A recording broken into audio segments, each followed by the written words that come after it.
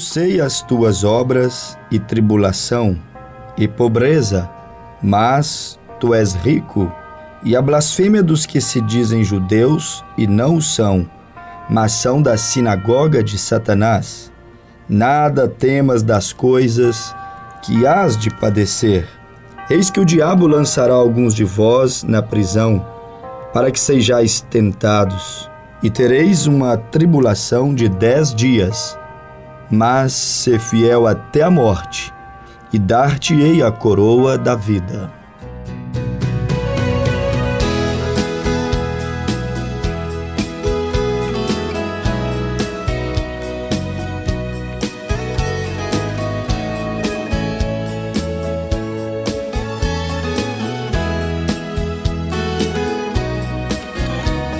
Olhando o passado eu vejo o sangue na arena dos nossos irmãos primitivos morrendo então. E como se fosse num vídeo eu vejo as cenas dos nossos irmãos devorados por fortes leões, e o sangue quente que corria como enxurrada pelo chão era a semente do Evangelho, era sinal de salvação, pois cada alma que partia ia direto ao paraíso.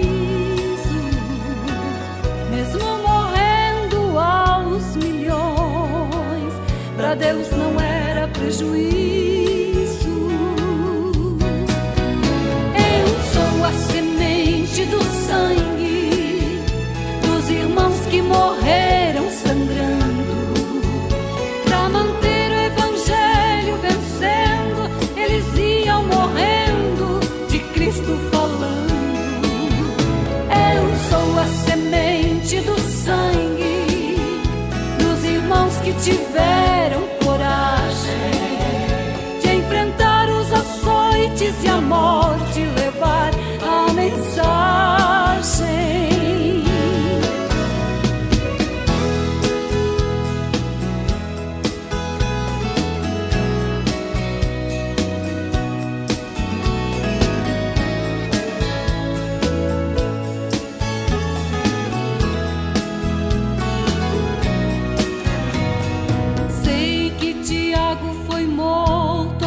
Decapitado, e Pedro foi crucificado de forma cruel. Sei que alguns foram mortos ao fio da espada. Sei que também eles estão lá no seio de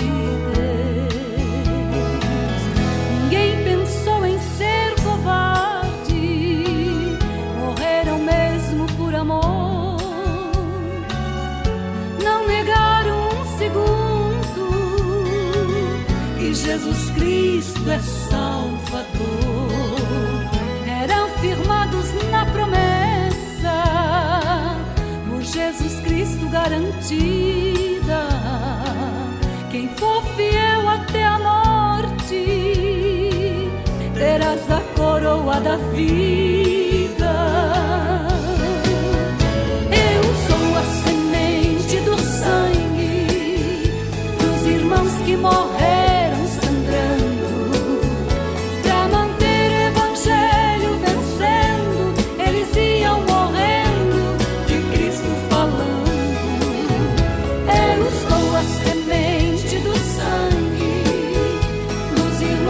tiveram coragem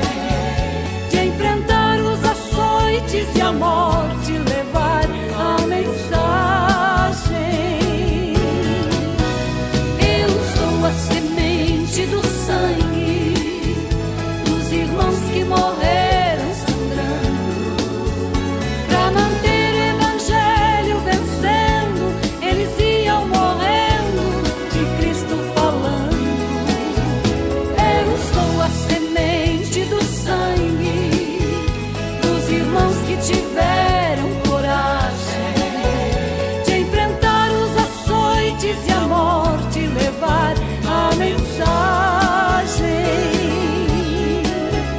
de enfrentar os açoites e a morte, levar a mensagem.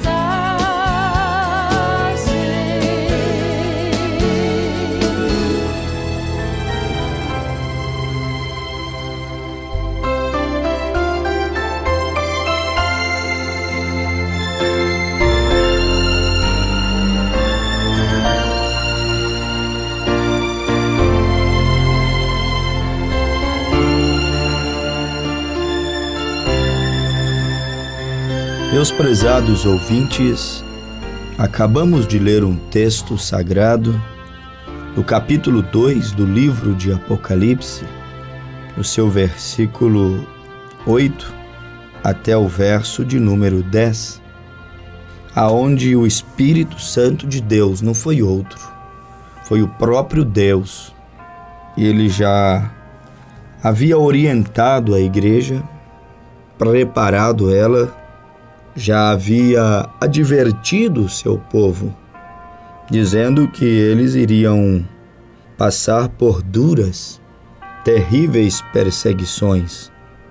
E a Bíblia chega a dizer que o inimigo até mesmo lançariam alguns deles em prisões e que seriam grandemente atormentados, tentados, mas que eles não deveriam temer. Não temais as coisas que há de padecer, mas ser fiel até a morte, e dar-te-ei a coroa da vida. Foi bem assim que a igreja primitiva, a igreja de nosso Senhor Jesus Cristo, a única e verdadeira igreja, começou. Ela foi fundada debaixo de terríveis provas, perseguições, debaixo de martírios, atentados terríveis contra aquele povo que pregava a transformação, pregava a Jesus Cristo como único e verdadeiro Deus, pregava que o homem deveria se converter, entregar a sua vida a Cristo e então servi-lo para poder obter vida eterna. A igreja primitiva apresentava a Cristo como a única fonte de vida eterna. Fora dele, não há tal coisa como vida eterna. Por isso que Paulo disse aos Romanos, capítulo 8, que, portanto, aquele que está em Cristo, agora nenhuma condenação há. Quer dizer, em Cristo não há condenação, há vida eterna. E aquela igreja, a igreja de Cristo, meus preciosos ouvintes, ela foi gerada, ela teve o seu berço em meio a muitas aflições e por vezes até chegaram a pensar que não dariam conta. Mas o próprio Senhor Jesus já também havia dito em São Mateus capítulo 18, no versículo 17, sobre esta pedra edificarei a minha igreja, falando de Jesus, a revelação de quem é Jesus. E as portas do inferno não prevalecerão contra ela. Ela foi gerada num berço de tribulações, a verdadeira igreja. Assim como todos os verdadeiros cristãos, em todos os tempos e em todas as eras, se olharmos os registros bíblicos, todos passaram, viveram suas terríveis aflições, sofrimentos, muitos dores incomparáveis. E Jesus disse que seria sempre assim. Ele disse que se o mundo rejeitou, se o mundo não amou a ele, não aborreceria a nós outros também, que desejamos ser cristãos, viver o Evangelho, representar, pregar, anunciar a sua palavra? Se aborreceu a ele primeiro, não aborreceríamos a nós? Jesus disse: eis que vos envio como ovelhas no meio de lobos. Foi o que disse Jesus, já mostrando o que estava por vir, que estava diante dessa igreja, mostrando seu futuro de lutas, porque o verdadeiro evangelho não promete facilidades. Deus nunca deixa ninguém enganado. Venhas e não sofras mais. Não há tal coisa em sua palavra? Não há tal coisa dentro dessa Bíblia sagrada? Não foi assim com o Senhor nosso? Também não seria assim conosco, nós, seus discípulos, seus seguidores? A igreja foi gerada neste berço de tribulações, aflições, mas com uma promessa: as portas do inferno não prevalecerão contra ela. Ela tinha esse consolo com ela. O inferno não poderá resisti-la. Ela tinha essa segurança, independente do quanto seu sangue fosse derramado, independente de quantos inimigos ela arrumasse ao longo das eras, ao longo da sua caminhada, ela tinha essa promessa. Independente de quantos membros ela venha a ter, se muito ou poucos, se pobres ou ricos, ela sempre teve essa promessa. Independente de quanto direito ela viesse a conquistar ou não, ela sempre carregou consigo em seu coração esta promessa. Nos momentos de maiores dores e dificuldades, a verdadeira igreja do Deus vivo, ela podia ouvir o sussurrar de Deus em seus ouvidos: as portas do inferno não prevalecerão. Como em Apocalipse 2, nada temas das coisas que há de padecer. Eis que o diabo lançará alguns de vós à prisão, para que sejais tentados, feridos, para que possais ser machucados, vilipendiados, para que passeis um mau momento, porque o diabo não gosta de vós. Mas tem uma coisa, Deus disse: ser fiel até a morte, independentemente de qualquer coisa, e então dar-te-ei a coroa da vida. Ela foi gerada assim, dores e sofrimentos, angústias, perseguições, incompreensões. Isso fazia parte daquela igreja e tinha que ser assim, porque sem sofrimento Deus não conseguiria edificar uma igreja forte, porque poucas coisas traz tanta força, poucas coisas solidificam tanto, poucas coisas trarão tanto amadurecimento, crescimento, do que os desafios, sofrimentos. Havia propósito naqueles sofrimentos, propósitos soberanos, incompreensíveis na verdade, mas propósitos soberanos por detrás de cada lágrima que caía daquela igreja nazarenas. Propósito incompreensível de cada dor que sentia. Aquieta o teu coração. Há um propósito de Deus por detrás do incompreensível. Um propósito, sim, se desenrola por detrás das piores dores e decepções. Há sempre um propósito. Deus sabe o que faz. Isto sempre foi muito verdadeiro. Havia um porquê Deus permitir tantas tribulações. Apocalipse 2, versículo 9 a 11, foi aonde nós lemos a Bíblia. O próprio Deus dizendo para eles: não temais, fiquem tranquilos, ser fiel até a morte e dar-te-ei a coroa da vida. Ainda é assim, ainda Deus fala pela sua palavra: não temais. Não importa quão agitado esteja o teu barco, o quanto esteja sofrendo, quão atribulado esteja o teu lar, teu casamento, tua alma inquieta, agitada, como daquele patriarca Davi. Ó minha alma, por que te perturbas dentro de mim, perdendo a calma? Aquieta-te, espera em Deus, pois ainda o louvarei. Não importa quão atribulado, ser fiel até a morte. No meio das chagas, Jó ser fiel. No meio das arenas, ó ser fiel. No meio do incompreensível, ó ser fiel até a morte. e dar-te-ei a coroa da vida. Havia um porquê Deus permitir aqueles sofrimentos. Se tomarmos a Bíblia, você vai ver o que diz a Bíblia. Mateus 5, versículo de número 4. Bem-aventurados que choram, porque eles serão consolados. E a Bíblia vem e diz de maneira bem clara, bem-aventurado, versículo 10, aqueles que sofrem perseguições por causa da justiça, do evangelho, do reino, do meu nome, por causa daquilo que é puro, que é sensato, que é honesto. Bem-aventurados os que sofrem perseguições por causa da justiça, porque deles é o reino dos céus.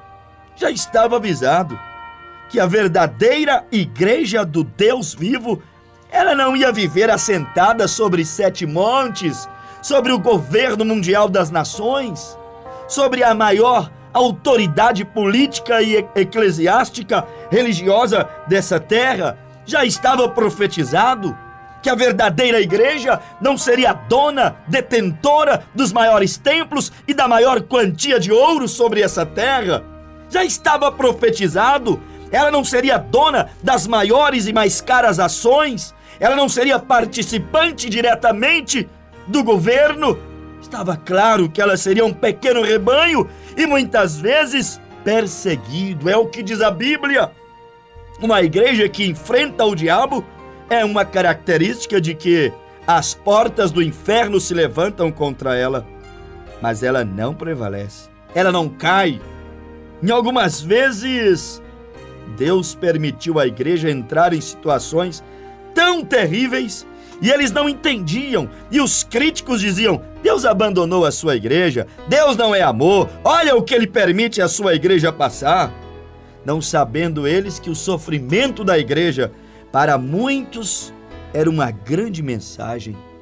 Não sabendo eles que a morte de cada cristão dentro das arenas simbolizava uma mensagem no coração daqueles espectadores que via a bravura, o amor com o qual aquele povo descia as arenas cantando bravamente os salmos da Bíblia, os versículos, os trechos das palavras de Jesus, lembrando, entravam na prova cantando Romanos 8:35. Quem nos separará do amor de Deus?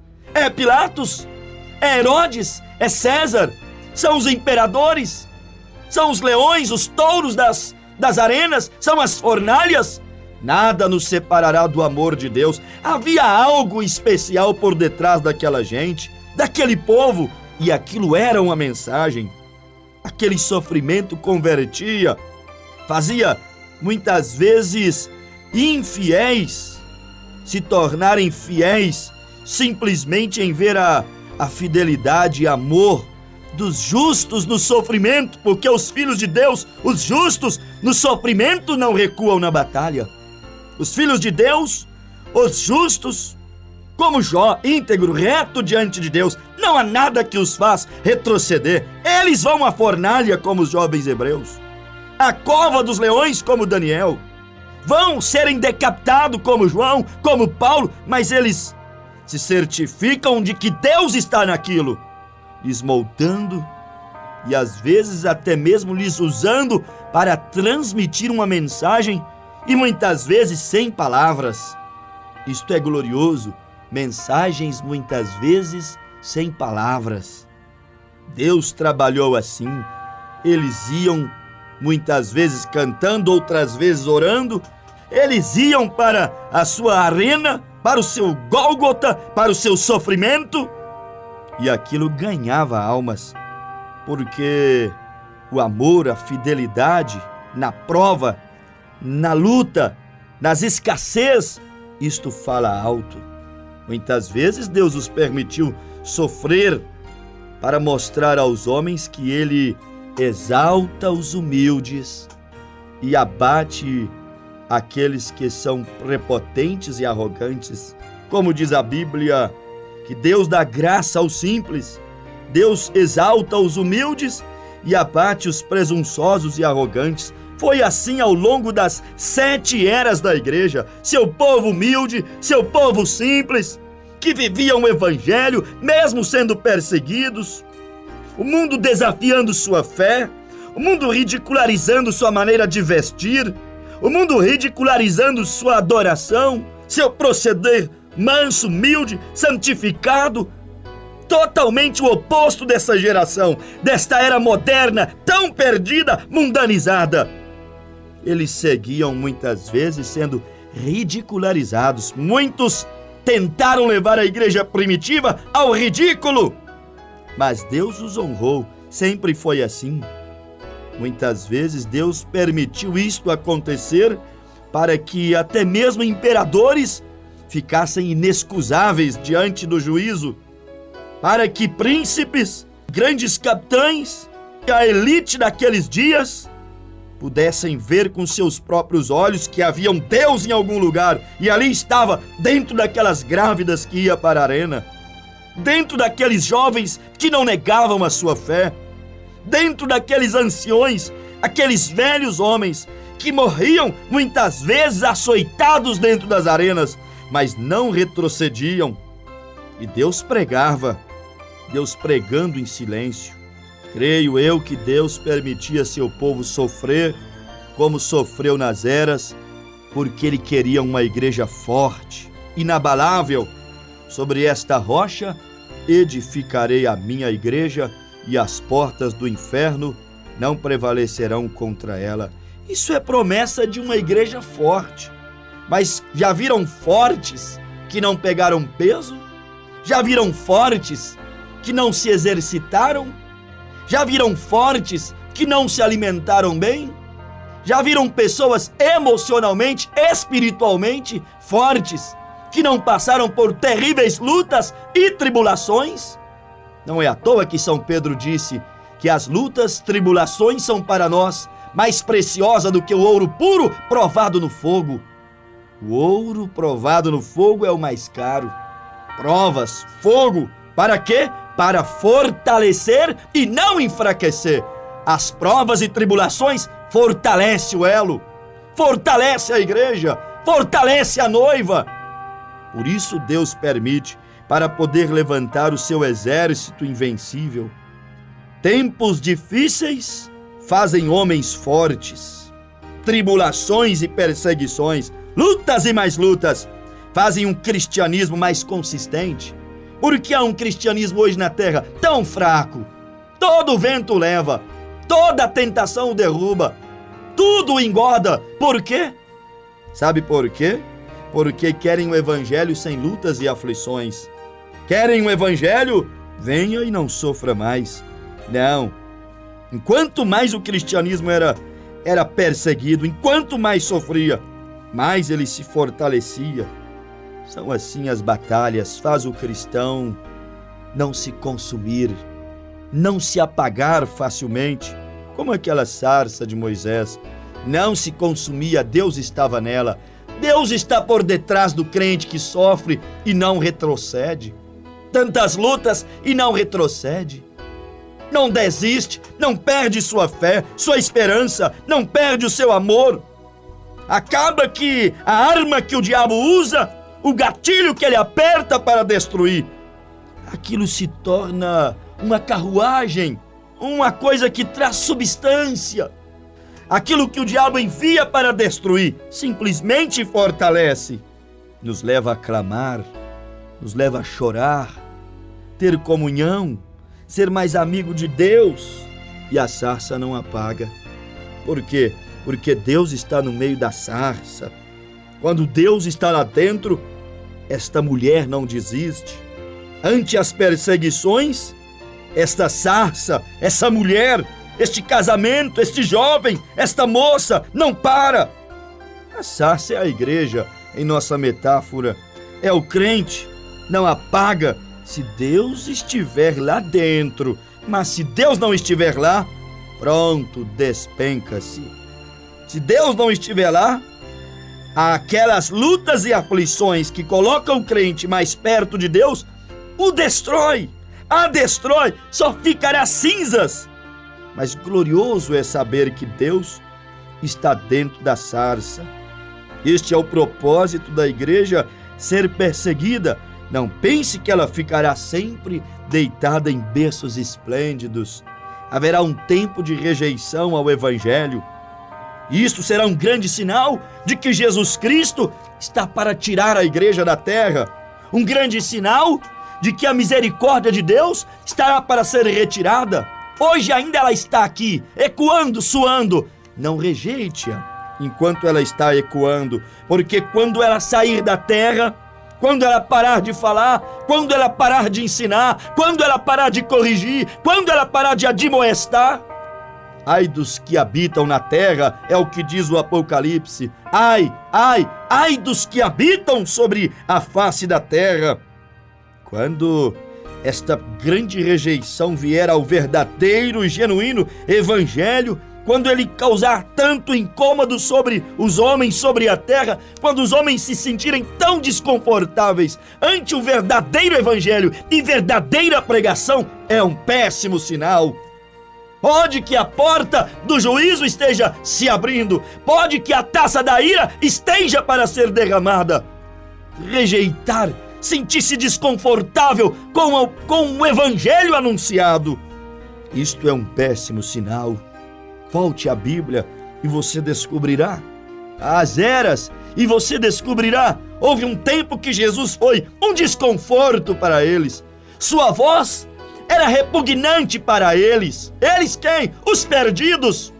Quando esta mensagem se tornar aos ouvidos ideias, doutrinas, igrejas, conjecturas para si mesmo, religião, folhas de figo para si mesmo, emplastos para curar a si mesmo, quando essa mensagem causar esse desconforto e for este espinho, é sinal de que Deus está deixando os gentios e voltando para os judeus, e não mais haverá salvos sobre a face da terra para crer no verdadeiro Evangelho, que hoje está chamando uma noiva para casar com Jesus Cristo, uma noiva para se arrepender dos seus pecados, uma noiva para poder ser batizada em nome de Jesus Cristo e honrar o nome de Deus, a sã doutrina, a mensagem do Senhor enviada para essa última hora. Uma noiva que será forte, que a Bíblia diz, o fogo não a queimará, fogo é luta, é prova, disse Pedro. Uma noiva que as águas não a afogará, ela triunfará sobre os maiores obstáculos. Deus está chamando uma noiva. Deus agora mesmo chama aquele exército. Onde está o soldado que quer se alistar? Neste grupo chamado Grupo Eleito, noiva de Jesus Cristo, que toma o nome de Jesus Cristo em seu batismo, que se santifica e se enche do Espírito Santo? Onde está estes que Deus quer fazer fortes pelas lutas, quer fazer sarça que não se consome, que não se apaga pelo vento, por um chuvisco? Se está sendo perseguido, afligido, sofrendo, não é a ausência do amor de Deus, é Ele te ensinando a ser mais forte, mais resiliente. Preste atenção nisto, meus amados ouvintes. Deus quer te fortalecer, mas para isso, compreenda a sua vontade soberana, vontade perfeita. Neste momento, arrependa dos teus pecados, peça o teu batismo em nome de Jesus Cristo e venha se alistar neste exército da salvação. Não seja um fracassado, não seja um medroso, dê um passo adiante e venha servir a Jesus, porque Ele está com os braços abertos a te esperar. Em nome de Jesus Cristo. Amém, Deus vivo.